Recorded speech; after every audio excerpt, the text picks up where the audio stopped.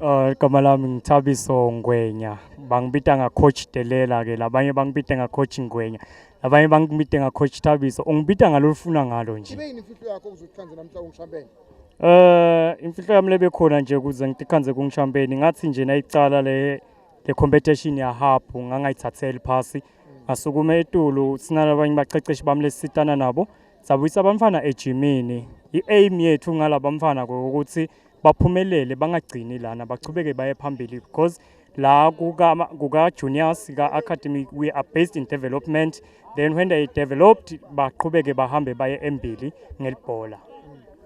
Kukulokunye ke kubakhuthata each and every day ukuthi bete ejimini because indlela yabo ayipheleli la nelikusasa labo asiladi, their future we do not know it ukuthi lisetandleni likuphi kahle kahle because kulona lo ikhono lakhe lihlukahlukene. Kungendeka ukuthi ikhono lakho lisebholeni, so nakwendeka sithi kubuya ejimini, take this thing serious.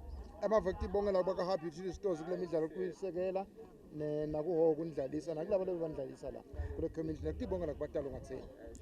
Ngibonga kakhulu ku-Hub ukuthi kuba khona emkhathisini kwethu lokuthi nathi asibone singusigangeni league ukuthi besingasukumela eTulu because usende sababamvu ugwema imikhwiba lemibi kakhulu kulaba mfana. Nahoho siyabonga naye ukuthi abe khona elibanjisaneni kanye na Hub bese ke ku sponsor sibonga kakhulu, yeah sibonga kakhulu ku sponsor.